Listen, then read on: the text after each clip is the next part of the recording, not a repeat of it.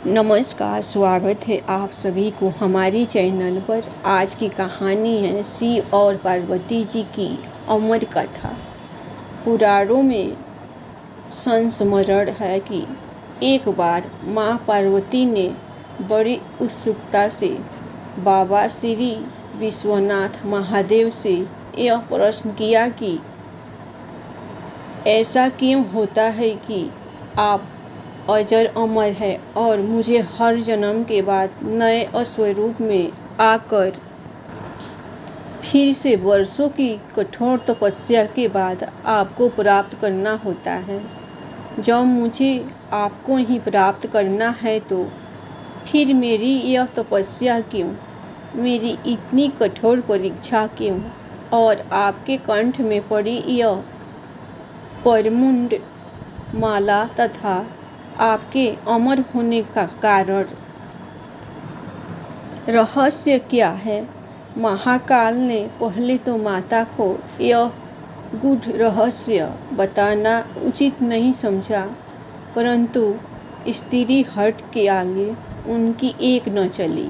भगवान शंकर ने माँ पार्वती से एकांत व गुप्त स्थान पर अमर कथा सुनने को कहा, ताकि कोई न सुने, क्योंकि जो इस कथा को सुन लेता वो अमर हो जाता। इस कारण शिव जी माँ पार्वती को लेकर किसी गुप्त स्थान की ओर चल पड़े। सबसे पहले भगवान भोले ने अपनी सवारी नंदी को पहल ग्राम पर छोड़ दिया। इसलिए बाबा अमरनाथ की यात्रा पहल ग्राम से शुरू करने का बोध होता है। आगे चलने पर चंद्रमा को चंदन बाड़ी में अलग कर दिया और गंगा जी को पंचतरणी में, इसके बाद कंठाभूषण सर्पों को शेषनाग पर छोड़ दिया। इस प्रकार इस पड़ाव का नाम शेषनाग पड़ा। आगे की यात्रा में अगला पड़ाव गणेश टाप पड़ता है। इस स्थान पर बाबा ने अपने पुत्र गणेश को भी छोड़ दिया था, जिसको महागुड़ा का पर्वत भी कहा जाता है। पीसू घाटी में पीसू नामक कीड़ों को भी त्याग दिया। इस प्रकार महादेव ने अपने पीछे जीवनदायिनी पांचों तत्व को भी अपने से अलग कर दिया। इसके साथ माँ पार्वती संग एक गुप्त गुफा में प्रवेश कर गए। कथा कोई न सुने, इसलिए शिवजी ने चमत्कार से गुफा के चारों ओर आग प्रज्वलित कर दी। फिर अमर कथा माँ पार्वती को सुनाना शुरू किया। कथा सुनते हुए देवी पार्वती को नींद आ गई। भगवान शिव कथा सुनाते रहे। इस समय दो सफेद कबूतर कथा सुन रहे थे और बीच बीच में गू गू की आवाज निकाल रहे थे। शिव जी को लग रहा था कि माँ पार्वती कथा सुन हुंकार भर रही है। इस तरह दोनों कबूतरों ने अमर होने की पूरी कथा सुन ली। कथा समाप्त होने पर शिव का ध्यान पार्वती की ओर गया। शिव जी ने सोचा कि पार्वती सो रही है तो कौन हामी भरी रहा था। तब महादेव की दृष्टि कबूतरों पर पड़ी तो क्रोधित हो गए और उन्हें मारने के लिए तत्पर हुए।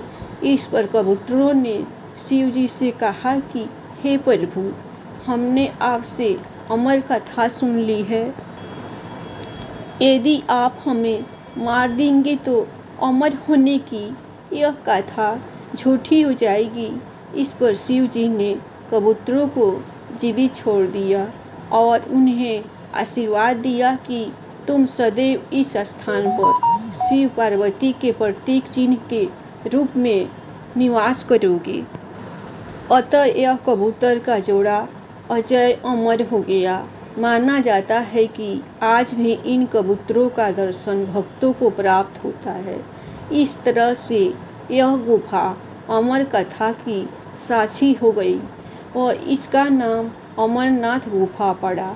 यहाँ गुफा के अंदर भगवान शंकर बर्फ के निर्मित शिवलिंग के रूप में विराजमान है। पवित्र गुफा में मां पार्वती के अलावा गणेश के सभी अलग से बर्फ से निर्मित प्रतिरूपों के भी दर्शन किए जा सकते हैं।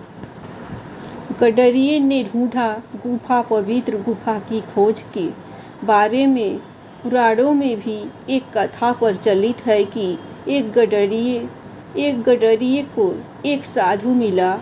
उसने उस गडरिये को कोयले से भरी एक बोरी दी। गडरिया अपने कंधे पर लादकर अपने घर को चल दिया। घर जाकर उसने बोरी खोली तो वह आश्चर्यचकित हुआ, क्योंकि कोयले की बोरी अब सोने की सिक्कों की हो चुकी थी। इसके बाद वह गडरिया साधु से मिलने और धन्यवाद देने के लिए उसी स्थान पर गया जहाँ पर साधु से मिला था, परंतु वहाँ उसे साधु नहीं मिला, बल्कि ठीक उसी जगह पर एक गुफा दिखाई दी। गडरिया जैसे ही उस गुफा के अंदर गया तो उसने वहाँ पर देखा कि भगवान भोले शंकर बर्फ के बने शिवलिंग के आकार में स्थापित थे। उसने वापस आकर सबको यह कहानी बताई और इस तरह भोले बाबा की पवित्र अमरनाथ गुफा की खोज हुई। धीरे धीरे दूर दूर से भी लोग पवित्र गुफा एवं बाबा के दर्शन के लिए पहुंचने लगे। श्री अमरनाथ जी के दर्शन से लाभ बाबा अमरनाथ दर्शन का महत्व पुराणों में भी मिलता है। पुराण अनुसार काशी में लिंग दर्शन और पूजन से 10 गुना, प्रयाग से 100 गुना और नैमिषारण्य से 1000 गुना पुण्य देने वाले श्री अमरनाथ जी के दर्शन हैं। धन्यवाद।